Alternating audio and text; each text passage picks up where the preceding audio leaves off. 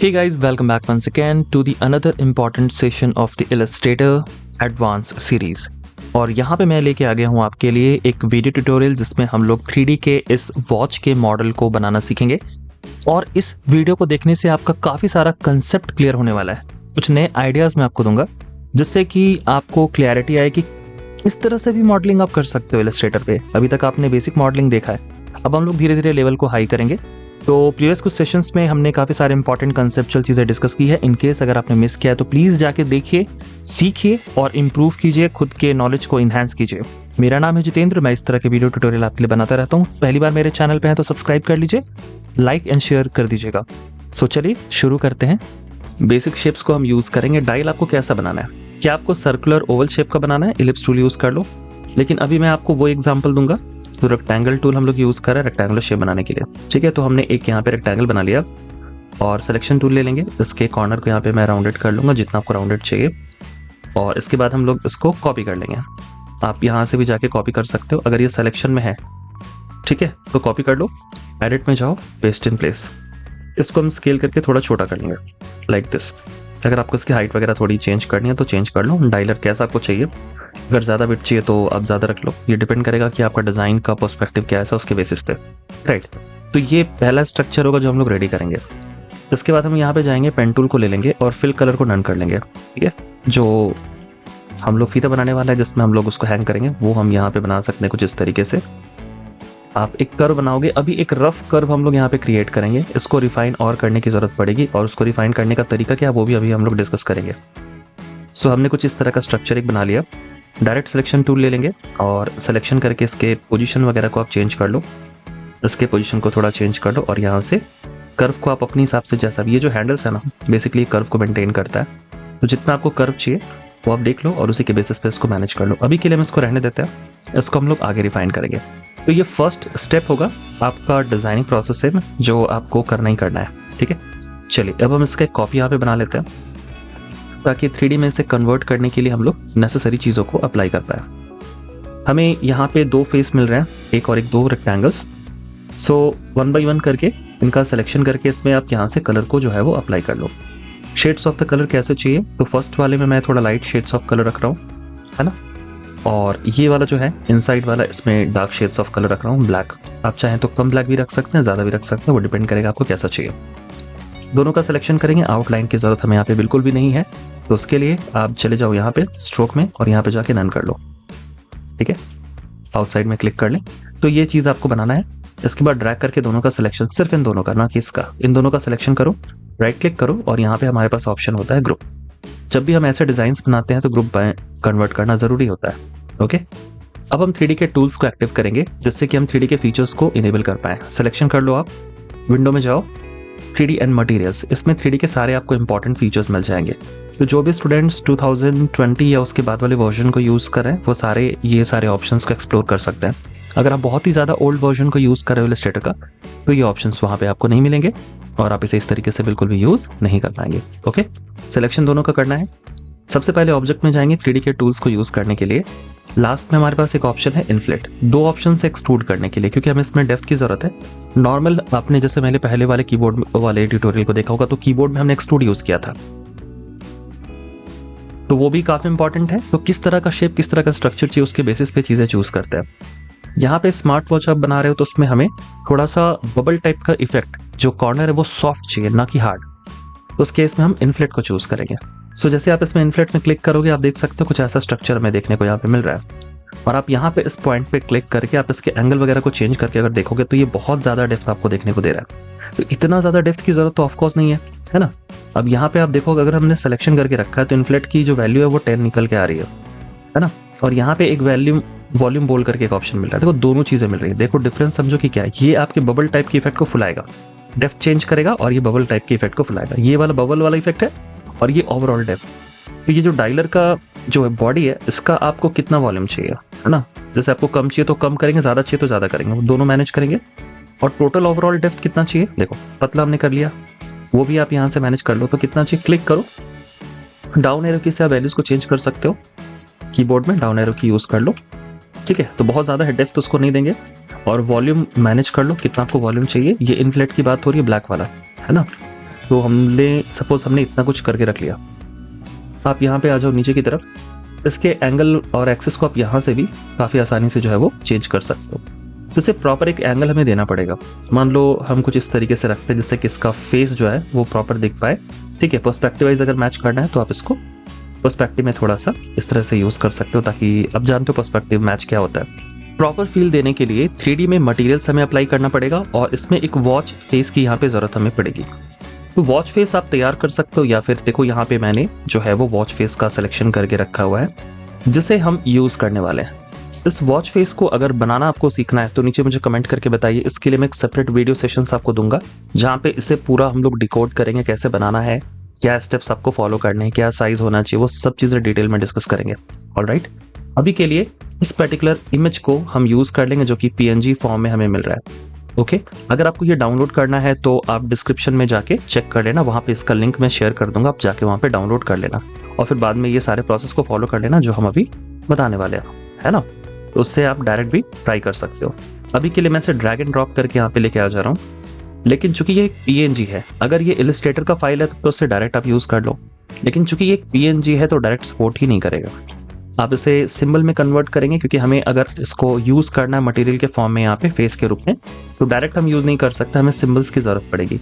तो symbol panel को यहाँ पे ओपन कर लो, या फिर आप विंडो में जाओ, विंडो में जाके आपको सिंबल ढूंढना पड़ेगा। देखिए ये सिंबल्स पैनल का मिलेगा ऑप्शन। तो जब आप इसमें लेके आओगे ना तो आपको एरर मिलेगा। जैसे मान लो इसे उठा के मैं यहाँ से यहाँ लेके जा रहा हूँ, ये एरर आपको देगा क्योंकि ये एक PNG के फॉर्मेट में है, तो डायरेक्ट सपोर्ट नहीं करता PNG ना सिंबल्स में, उसमें आपको ग्राफिक्स रखना पड़ेगा।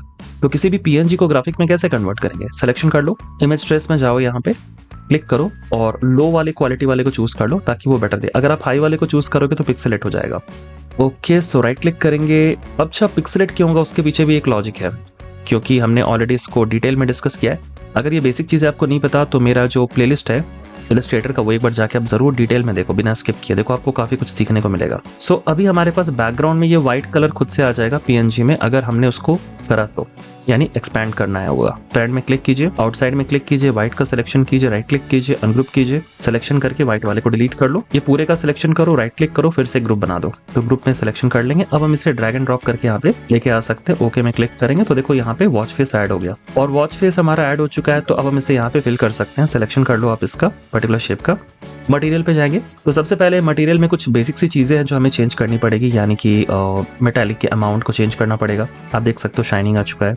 रफनेस के अमाउंट को हम कम ज्यादा भी कर सकते हैं, अगर ज्यादा पॉलिश्ड चाहिए तो कैसा आपको चाहिए वो आप सेट कर लो। और इसी के साथ हम लोग यहाँ पे ग्राफिक्स में आएंगे। मटेरियल में ग्राफिक का टैब आपको मिल जाएगा और ये वॉच फेस भी मिलेगा। आपको सिंगल क्लिक करना है, वॉच फेस वहां पे दिखेगा। अब हमें क्या करना है कि इसकी पोजीशन को सेट करनी है कि वो पर्टिकुलरली कहाँ पे चाहिए, उसका साइज क्या होगा, है ना। तो ये चीज आप यहाँ पे देख लो। अगर आपने कई सारे वॉच फेस को ऐड करके रखा है तो वो सारे आपको मिलेंगे और वॉच फेस आप चेंज भी कर सकते हो। सपोज मुझे कुछ और वॉच फेस को ट्राई करना है तो अभी मैं एक और वॉच फेस को यहाँ पे उठा के ले आऊंगा, ये वाला। अब इसे भी हमें बिल्कुल सिमिलर तरीके से कन्वर्ट करना पड़ेगा। जैसे मैं यहाँ पे रख रहा हूँ, इमेज ट्रेस में जाएंगे और यहाँ पे लो वाले क्वालिटी को चूज कर लेंगे, फिडेलिटी फोटो। कुछ सेकंड का वेट करना पड़ेगा।